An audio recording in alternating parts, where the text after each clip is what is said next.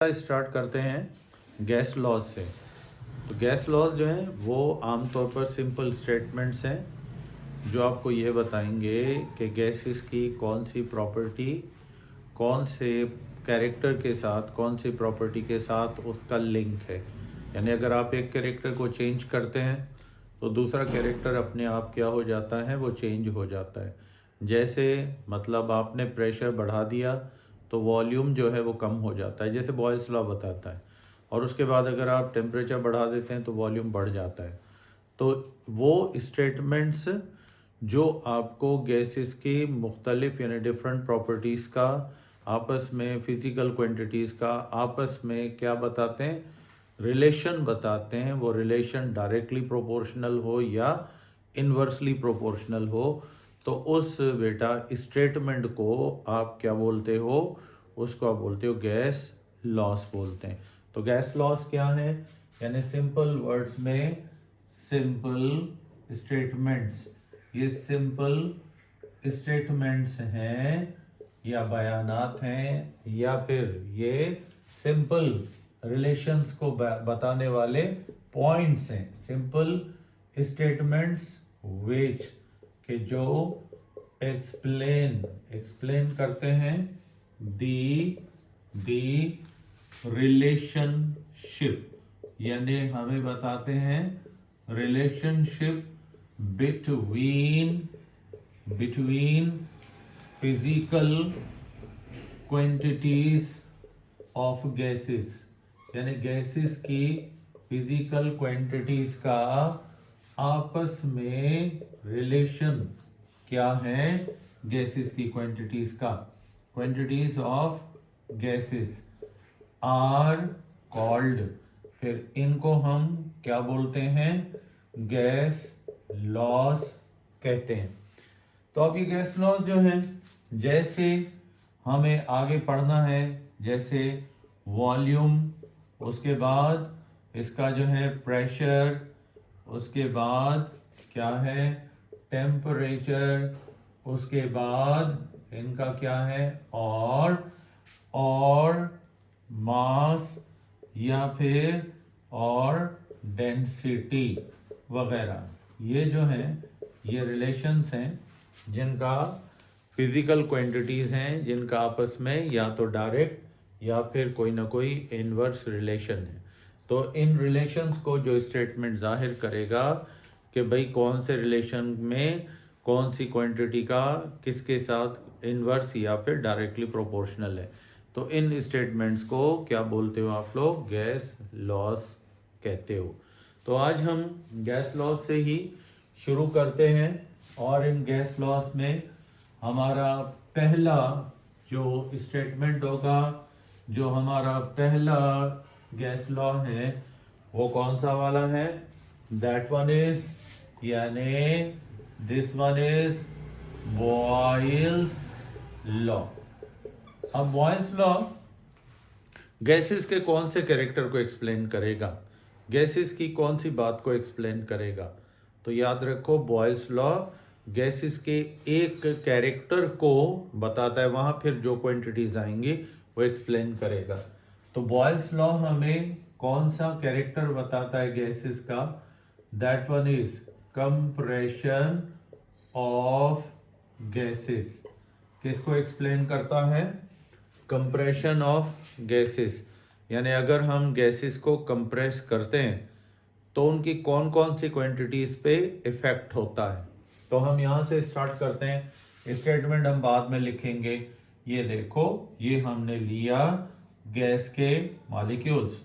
अब इन गैस के मॉलिक्यूल्स पर हमने अप्लाई किया प्रेशर अप्लाई किया तो गैसेस का क्या हो गया, इनका वॉल्यूम डिक्रीज हो गया और ये अप्लाइड प्रेशर कहलाता है। यानी इसके ऊपर जो प्रेशर लगाओगे, गैसेस का अपना प्रेशर नहीं, जो इनके ऊपर प्रेशर लगाओगे तो फिर वो जो प्रेशर है वो फिर इनके वॉल्यूम को क्या कर देगा, डिक्रीज कर देगा, वॉल्यूम डिक्रीज्ड।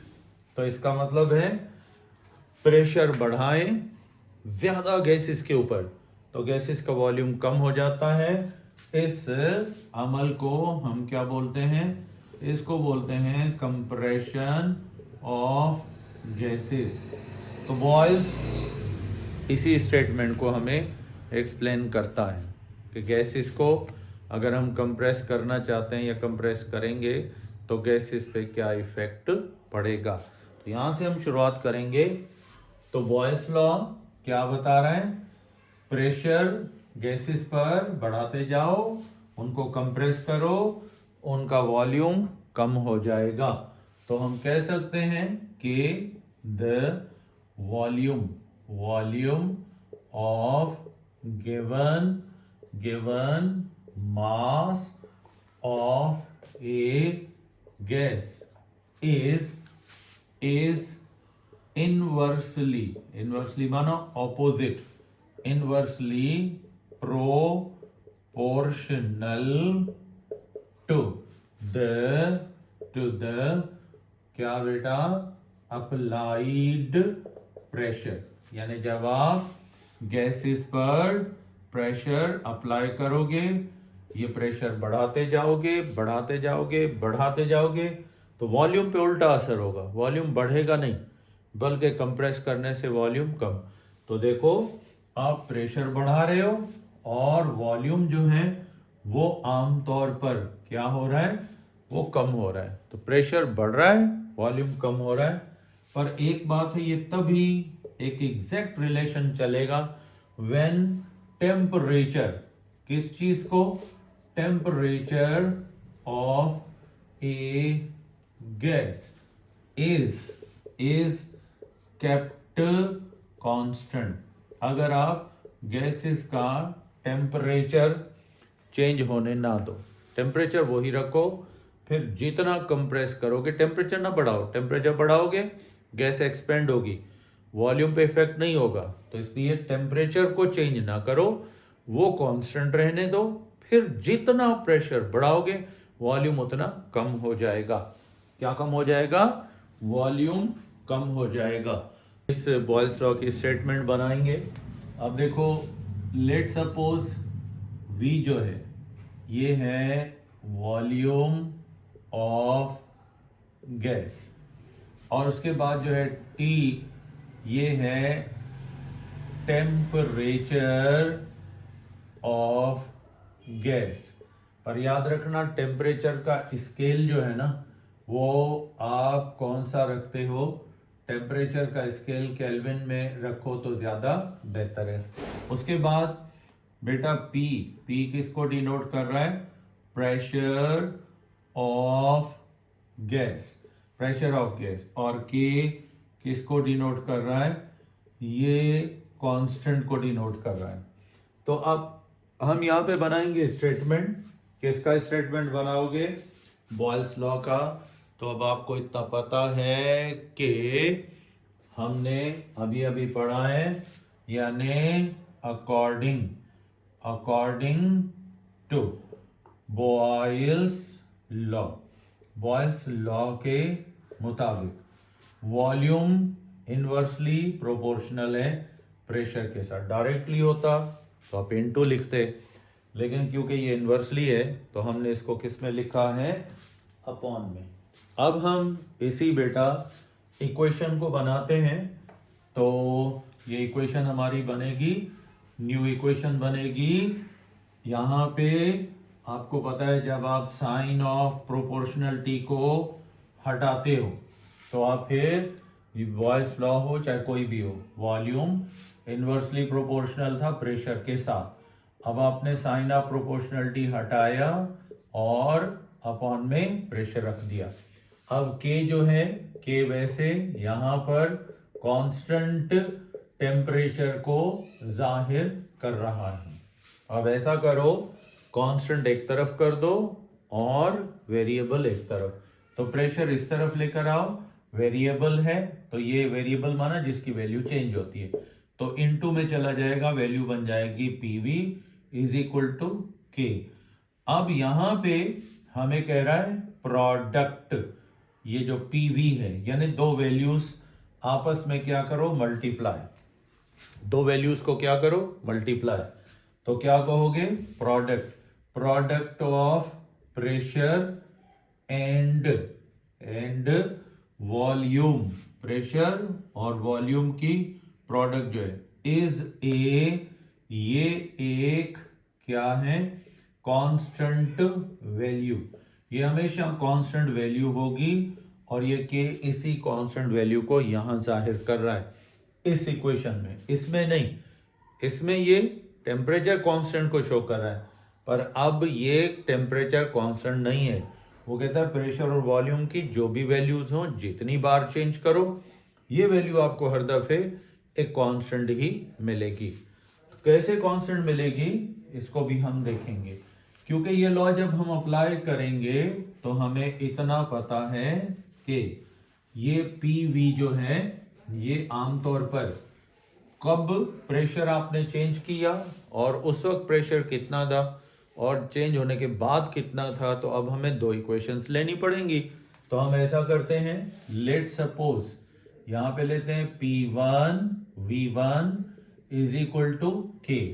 ये होगा जब आपने अभी प्रेशर चेंज नहीं किया है, तो ये हो जाएगा इनिशियल कंडीशन के लिए।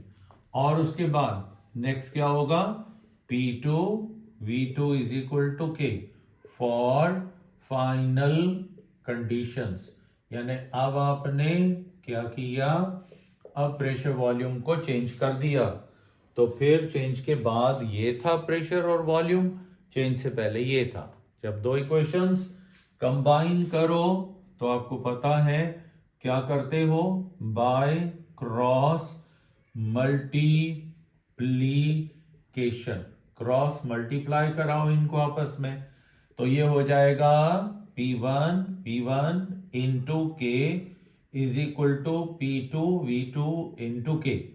अब हम यहां लेते हैं P1 V1 is equal to P2 V2, के अपॉन के कैंसिल हो जाएंगे और ये कह रहा है जो वैल्यू P1 की है V1 की है इनको मल्टीप्लाई करो, आंसर P2 V2 का, और जितनी बार प्रेशर वॉल्यूम चेंज होंगे पर वैल्यू हर दफे क्या होगी, ये कहता है हर दफे वैल्यू कांस्टेंट आएगी। क्या आएगी, ये कांस्टेंट आएगी।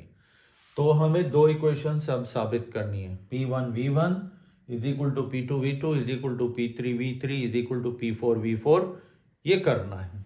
तो उसके बाद PV is equal to K को भी प्रूव करना है। तो लेट सपोज अब हम क्या करते हैं, इन दो इक्वेशंस को प्रूव करते हैं और देखते हैं क्या वाकई जो बात हमें इस इक्वेशन ने बताई है क्या वाकई ऐसा है या नहीं। तो यहां पे हम लेते हैं, लेट सपोज यहां पर आप लेते हो P1 हमारे पास है 1 ATM और V1 हमारे पास है कितना 1 DM क्यूब। तो फार्मूला हमारे पास है P1 V1, तो देखें इसको हम करते हैं मल्टीप्लाई, तो हमारा फार्मूला बनता है 1 इंटू 1 इज इक्वल टू 1 आ गया। अब हम फिर लेते हैं यहां पे P2 प्रेशर कर दो कितना 2 DM क्यूब, कितना प्रेशर कर दो 2 ATM, 2 ATM प्रेशर कर दो, तो वॉल्यूम हाफ हो जाएगा, वॉल्यूम हाफ हो जाएगा, 1 का हाफ ये डबल ये हाफ और डबल ये हाफ 0.5 ATM। अब फिर फार्मूला लगाओ, फार्मूला कह रहा है P1 V1, तो अब ये P2 V2, तो ये है हमारा P2 और V2 कितना है 0.5। आंसर देखो फिर कितना आया 1 आ गया। अब P3 V3 करके देखो, P3 आपके पास 2 का डबल 4 ATM, ठीक है, और V3 इसका हाफ 0.25 DM क्यूब, यहाँ DM क्यूब, ठीक है, ये वाला और ये DM क्यूब। तो अब देखते हैं फार्मूला है P3 V3, अब देखते हैं 4 इंटू 0.5, आंसर इसका भी कितना आ रहा है 1 आ रहा है। तो देखें आप खुद बताएं कि असल में ये कैरेक्टर्स किस तरह से ये ऑलमोस्ट बन रहे हैं इक्वल। तो अब देखो हमारी equation P1V1 is equal to P2V2 is equal to P3V3। तो जितनी बार करोगे आंसर क्या आएगा, सेम। पहली इक्वेशन प्रूव हो गई। अब देखो P इंटू V, जब भी मल्टीप्लाई कर रहे हो आपको आंसर हर दफे क्या मिल रहा है, एक कांस्टेंट आंसर मिल रहा है। तो इसका मतलब है product of pressure and volume, यानी प्रेशर और वॉल्यूम की वैल्यूज का टोटल या उनका सम हर दफे क्या है, ये कांस्टेंट है। तो दोनों इक्वेशंस बॉयल की प्रूव हो गई हमारे। अब हम लेते हैं नेक्स्ट बॉयल्स लॉ का ग्राफ। क्या लेते हैं, the graph of Boyle's law, यानी बॉयल्स लॉ के ग्राफ को देखते हैं। ये क्या बताता है हमें, तो ग्राफ को जब हम बनाएंगे तो इसमें आपको पता है एक तरफ आप रखते हो क्या, वॉल्यूम, एक तरफ ये आप y एक्सिस पर इसको ले लो, ये 0 1 2 3 4 इस तरीके 2 3 4, और इधर से 1 फिर 2 फिर 3 फिर 4 एंड 5 एंड सो ऑन। अब देखो जब प्रेशर इस तरफ आपने रखा प्रेशर को, तो जब प्रेशर क्या था, लो था गैस के ऊपर, तो वॉल्यूम देखो क्या था, ये अब रियल और आइडियल दोनों का मैं बनाऊंगा। तो ये देखो वॉल्यूम रियल गैस का यहां पर था प्रेशर ऑलमोस्ट 1 atm। अब जैसे जैसे आप क्या कर रहे हो, प्रेशर बढ़ाते जा रहे हो, तो वॉल्यूम कम होते होते होते होते अब ये यूं सीधा जाएगा। क्यों, क्योंकि ये ग्राफ हमें बता रहा है कि यहां पर ये देखें, जब आपने इसका प्रेशर कितना कर दिया, डबल कर दिया, तो वॉल्यूम देखें आपको यहां पर इस तरह मिला, ये 1 था अब ये बन गया। अब आपने प्रेशर मजीद क्या किया, कम किया, तो देखो वॉल्यूम भी बढ़ गया। अब प्रेशर बढ़ाते जाओ, जब प्रेशर बढ़ाते जाओगे तो आप देखो प्रेशर बढ़ाया वॉल्यूम और कम हो गया। तो इसका मतलब है कि ये ग्राफ हम बना रहे हैं किसका, रियल गैस का ये बना रहे हैं, ठीक है। ये कंप्रेस हो रही है रियल गैस। अब आते हैं हम किसकी तरफ, आइडियल गैस की तरफ। तो आइडियल गैस जो है इसको अगर हम रियल गैस के साथ, अगर आइडियल गैस को ले लें तो आइडियल गैस का वॉल्यूम रियल गैस के वॉल्यूम के मुकाबले में क्या होगा, ये ज्यादा कंप्रेस होगी, और इसका रियल गैस के साथ एक जगह वॉल्यूम क्या हो जाएगा, बराबर। तो ये इस तरीके से रियल और आइडियल गैस का ग्राफ बनेगा। तो अब देखें ये जो हमने बनाया पहला ग्राफ, ये किसका है, ये है हमारे पास, ये है आइडियल गैस का, और ये वाला ग्राफ रियल गैसेस का। तो अब आप खुद ये बताओ कि कौन सी गैस जो है वो ज्यादा कंप्रेसिबल है।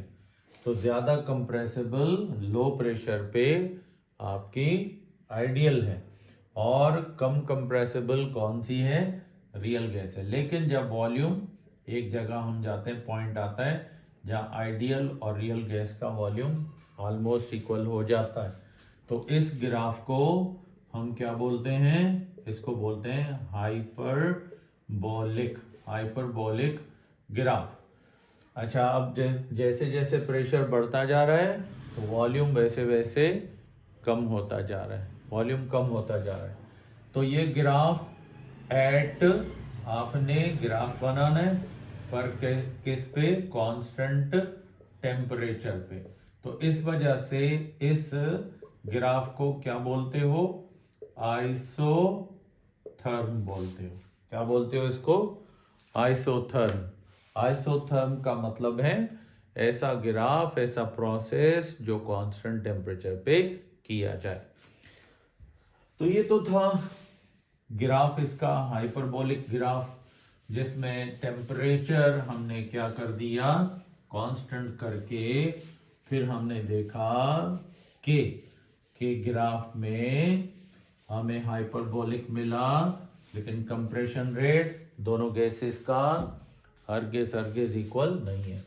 अब दूसरा ग्राफ बनाते हैं, और वो किसका है, वो इस तरफ लेते हैं product of pressure and volume, और इस तरफ क्या लेते हैं, कांस्टेंट। तो ये देखो पीवी, इधर पीवी ले लो, ठीक है, P1 V1 P2 V2, ये P1 V1, ठीक है, ये P2 V2, ये P3 V3 up to Pn Vn। तो फिर हमारा ग्राफ ये देखो, 0 यहाँ पे K, 0 1 2 3। सपोज अगर आंसर हमारा आ रहा है 3, तो ये 3 ही आता रहेगा, 3 आता रहेगा, और ये हमारी वैल्यू कांस्टेंट रहेगी। क्यों, P1 V1 का आंसर अगर 3 है तो P2 V2 का भी 3 होगा, P3 V3 का भी 3 होगा, फिर P4 V4 का भी 3, P5 V5 का भी 3। एक लीनियर आपको ग्राफ मिलेगा, पैराग्राफ मिलेगा, सॉरी ग्राफ मिलेगा।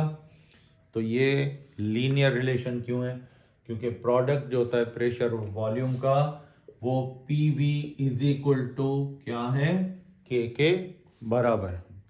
इसके बाद नेक्स्ट पैराग्राफ, अब हम प्रेशर को इन्वर्स कर देते हैं, प्रेशर PV का इन्वर्स, उसको देखते हैं कि वो क्या करता है। तो आपने अब करना है, इसमें इस तरफ आप रख लो क्या, इन्वर्स ऑफ प्रेशर, और इस तरफ रख लो वॉल्यूम। जैसे जैसे प्रेशर आप कम करते जाओगे, अब ये हाइपरबोलिक नहीं होगा, ये लीनियर होगा। प्रेशर आपने 2 दफा कम किया, और कम कर दिया, और कम कर दिया, तो देखें 1 टाइम कम किया, 2 टाइम कम कर दिया, 3 time, 4 time, 5 time, 6 time and so on. और इधर वॉल्यूम देखो, 1 दफा, 2 दफा, 3 दफा, 4 दफा, ये वॉल्यूम क्या होगा, इंक्रीज होगा। तो हमारा यहाँ पर ग्राफ कौन सा आएगा, वॉल्यूम और डिक्रीज ऑफ प्रेशर, इसका ग्राफ हमारा लीनियर आता है। तो ये है बॉयल्स लॉ का कंसेप्ट, जो हमें कौन बताता है, काइनेटिक मॉलिक्यूलर थ्योरी बताती है कि आप गैसेस को कंप्रेस करो तो फिर गैसेस का इंटरनल वॉल्यूम कम होता है। लेकिन एक बात ज़रूर है, आप जब कंप्रेस करोगे तो वॉल्यूम कम होगा, लेकिन गैसेस का टेम्परेचर कभी भी कम नहीं होगा। टेम्परेचर कांस्टेंट है, तो इंटरनल प्रेशर जितना कंप्रेस करोगे, जितना इंटरनल प्रेशर उतना एक्सटर्नल, यानी फाइनली अकॉर्डिंग टू किसके मुताबिक, KMT, यानी अप्लाइड प्रेशर, जितना प्रेशर कंप्रेस करोगे, जितना गैसेस को कंप्रेस करोगे, applied pressure is equal to क्या, गैसेस का अपना इंटरनल प्रेशर। ये है, ये 2 रिलेशंस चलेंगे। तो ये हमारा हो गया applied pressure is equal to internal pressure. Pressure जितना ज़्यादा अप्लाई करोगे उतना गैस का इंटरनल प्रेशर बढ़ेगा। तो आज हम यहाँ पे ब्रेक देते हैं। कल हम चार्ल्स लॉ के ग्राफ को, उसके स्टेटमेंट को, उसकी कैलकुलेशन को यहीं से समझेंगे। तो कल तक आप इजाज़त दें। अल्लाह हाफिज़।